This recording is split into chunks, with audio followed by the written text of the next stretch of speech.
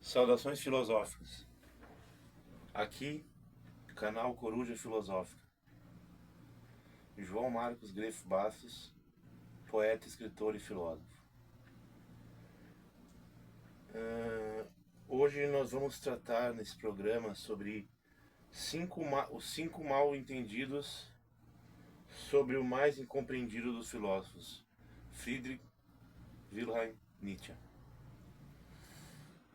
Pois bem, então nós começamos com uma explicação preliminar sobre a filosofia de Nietzsche, para quem conhece pouco, falando sobre 3 conceitos.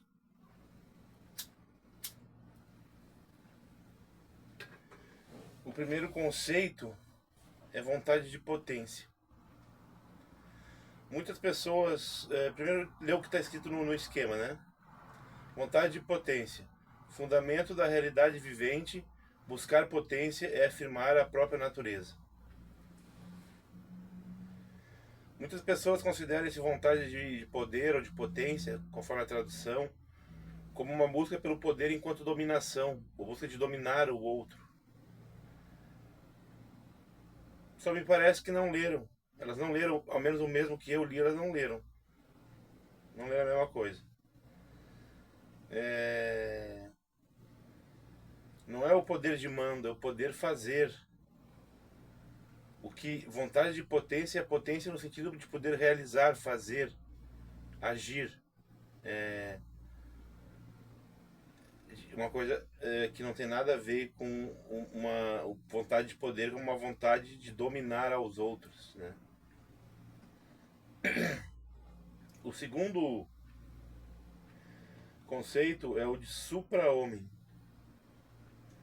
que na verdade é uma extensão do conceito de homem poderoso. Então no esquema nós temos assim: o homem poderoso, que hoje, conforme a vontade de potência, que age conforme a vontade de potência, não é o dominante na hierarquia social, e sim o artista diante do mundo, aquele que cria o seu sentido existencial. Nesse sentido, ver Sartre, Camus, Kierkegaard, Kierkegaard eu não sei se foi influenciado por ele, mas Camus e principalmente Sartre, o quanto eles foram influenciados no sentido de perceber que você tinha que criar a partir do nada, mas não aceitando nada. O nada é a morte de Deus, o fim da metafísica, isso eu explico logo adiante. Você, ao invés de cair num niilismo realmente, que era o niilismo de Schopenhauer, né, de buscar a vontade de nada, você tem que criar a partir desse nada. Nesse sentido que Sartre diz, o importante não é aquilo que fizeram de nós, mas aquilo que fazemos com o que fizeram de nós, né? É, estamos condenados à liberdade.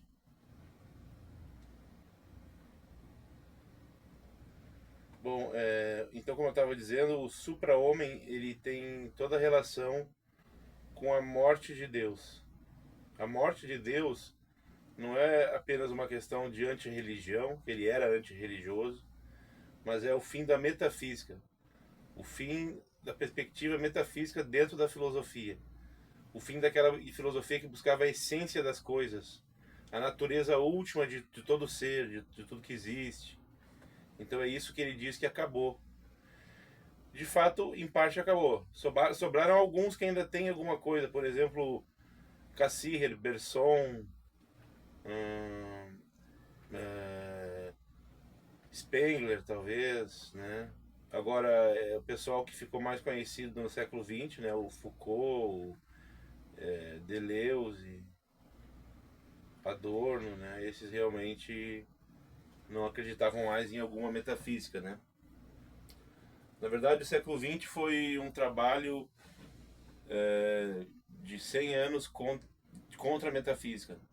A filosofia, né? A filosofia do século XX foi um dos principais assuntos, um dos principais propósitos dos seus pensadores foi destruir a metafísica. Bom, agora nós vamos de novo ao esquema. Transvalorização. Produção dos próprios valores como um meio de tornar-se poderoso, entre aspas, poderoso, e um caminho para o supra-homem, criar valores, enquanto ser moral, fazer-se livre e artista. Então, era disso que eu estava falando na questão do poderoso, né? Não é o poderoso no sentido daquele que tem o poder sobre o outro, embora às vezes envolva isso também. Sim, às vezes envolve isso. Mas não é isso, é o poderoso em relação à própria capacidade diante da morte de Deus, diante do nada, né? Do niilismo a princípio. Embora Nietzsche, eu vou dizer assim, posteriormente ele não era niilista, mas a primeira impulso com a morte de Deus é o niilismo, né? Então ele coloca um conceito de moral de rebanho, né? Então a moral de rebanho contra a criação de valores. A moral de rebanho, como o termo já diz, é uma moral daquele que segue as pressões e deseja apenas o que os outros desejam. Tem os mesmos desejos e se mantém pela pressão, certo? Enquanto que a criação de valores é o homem se tornar capaz de produzir a própria moral. Muito bem. Então, agora vamos aos problemas, né? Aos problemas realmente em relação a Nietzsche. A sua biografia e a sua obra. Problemas reavaliados. Ponto 1. Filósofo louco. 2 pontos. Esquisitímico com demência sifilítica. E ver Diógenes, Kant, Schopenhauer, Wittgenstein. Certo? E, bom, é quase consenso que ele morreu de demência sifilítica. Alguns discordam disso, mas foi o que o médico atestou. Foi para isso que ele foi tratado desde que ele caiu no estado de demência, né? Inclusive, ironicamente, ele começou a ser conhecido enquanto ele estava com demência. Então, ele estava vivo, mas estava inconsciente daquela glória que ele tanto almejou. Ou, na verdade, ele tinha certeza, né? Ele tinha certeza, ele não é que ele almejou, ele tinha certeza, né? Que ia acontecer da filosofia dele influenciar e ser descoberta por muitas pessoas. Então, demência, né? Não é doença. Pode perguntar a qualquer médico, ele vai explicar. Demência não é doença mental. Opa, desculpa, eu falei demência, não é doença. Não é doença mental. Demência, o demente não é um louco, o demente não é um doente mental. É uma questão orgânica que eu não vou explicar aqui. Se quem puder, pergunta para o médico se quiser, que eu já perguntei. No caso dele é um outro tipo, uma coisa que não é nem essa, é a demência sifilítica, contraída através da sífilis, que provavelmente ele adquiriu a sífilis em prostíbulos, que eram lugares. Ele, como uma pessoa esquisitímica, né? Ele não tinha muita facilidade em obter relacionamentos com mulheres, né?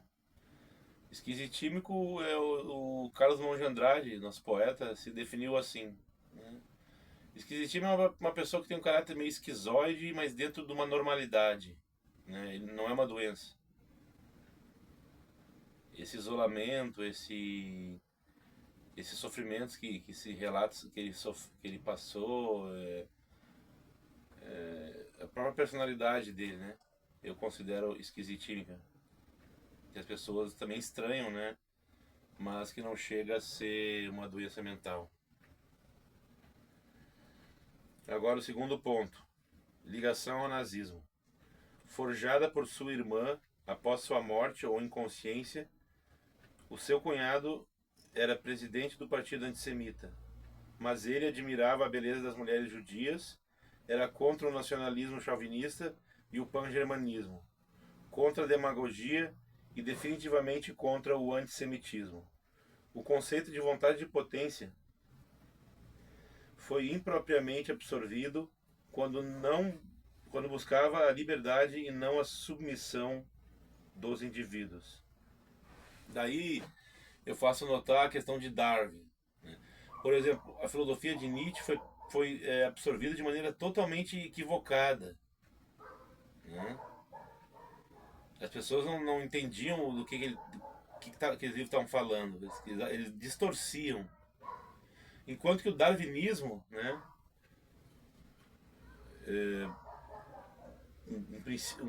um aspecto fundamental da ciência na nossa época, o darwinismo ele foi absorvido não de maneira tão imprópria, tão distorcida. O problema é que se levou o darwinismo a conclusões muito extremas que Darwin jamais chegaria a essas conclusões. Inclusive, que eu saiba, Darwin não falou muito sobre o ser humano nas suas obras, né? Tem um que é sobre como que o homem surge naturalmente, assim como espécie animal, mas eu não sei. Me disseram isso. O que eu sei é isso, né? Que ele não. Mas aí o darwinismo foi usado pelos nazistas, né? Para a ideia de evolução natural. Então eles queriam levar uma evolução artificial, né? Uma evolução manipulada, como você faz um cachorro, né? Os cachorros partem do mesmo ser lá que de repente se tornou, tem todas as formas possíveis, tamanhos possíveis, né? E você colocar um para militar, um para burocrata, um para e criar uma sociedade de abelhas, né? De formigas, né? Formigas também tem muito cada uma faz uma coisa, né? Cada tipo de formiga dentro do formigueiro. Então, há mais legitimidade no uso de Darwin do que de Nietzsche. E você vê agora um livro recente, o, o Sapiens, né? Do Harari, né? Ele demonstra isso, né? Que é um humanismo, o nazismo é um humanismo baseado muito em Darwin, né?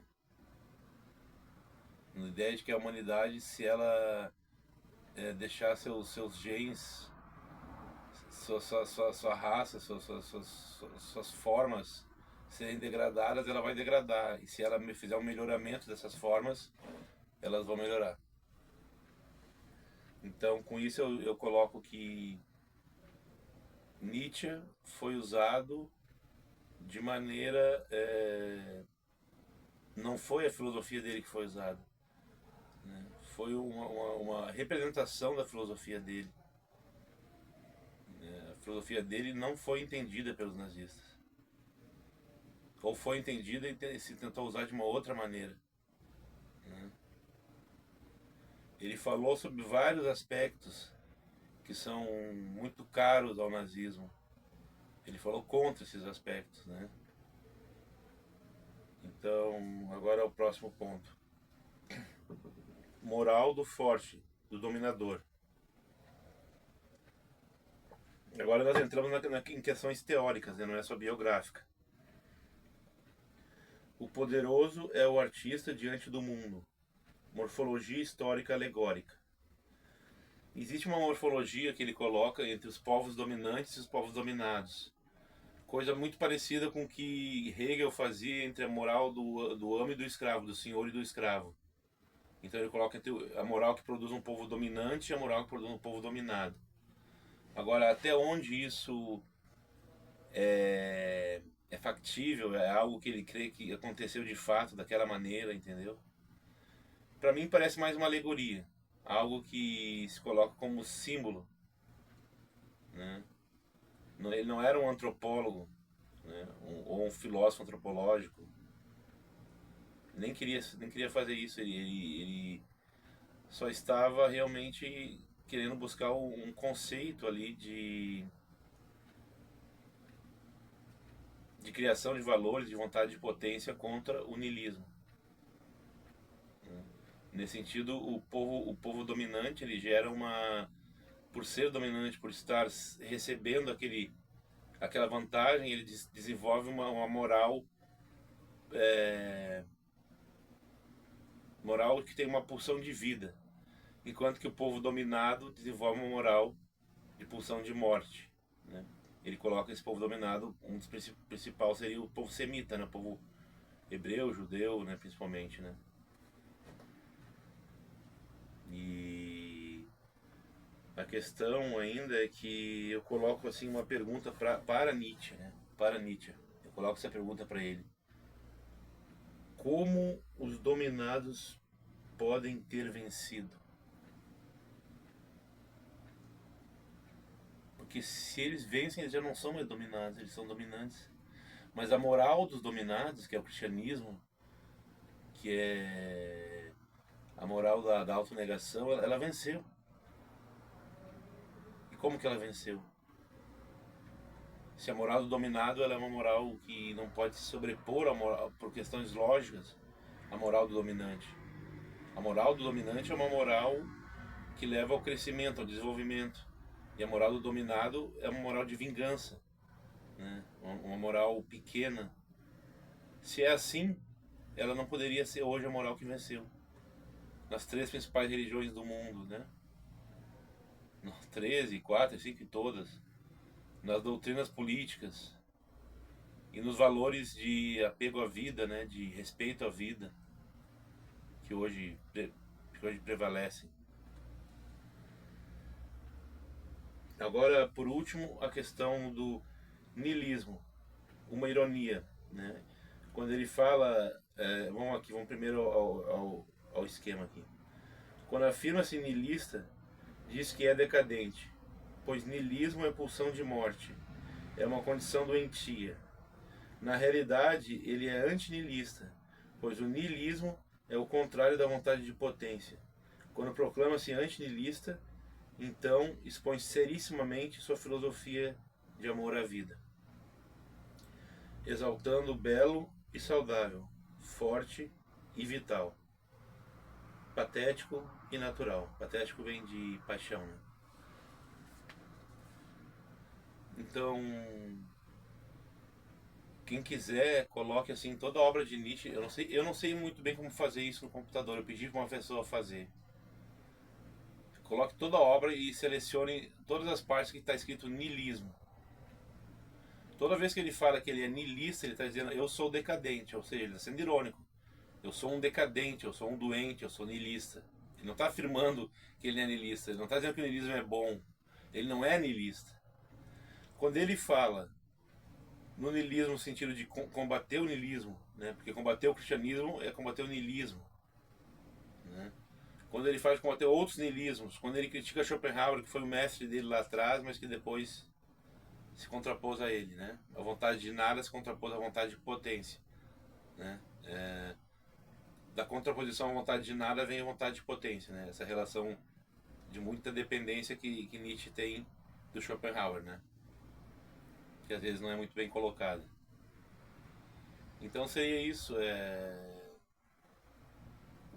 Não há como fundamentar, né, a ideia de que Nietzsche é niilista. Porque todas as vezes ele está sendo irônico. E quando ele fala que ele é anti-niilista, ou que ele está combatendo o niilismo, ou ele fala do niilismo europeu, né, e ele fala com uma seriedade, né, você vê que aquilo ele está falando realmente como ele pensa realmente, não, sem ironias, né. É muito apaixonadamente que ele critica o niilismo. O niilismo ele critica apaixonadamente. E quando ele afirma o niilismo é ironicamente. Seria isso então. Saudações filosóficas. Aqui a coruja filosófica.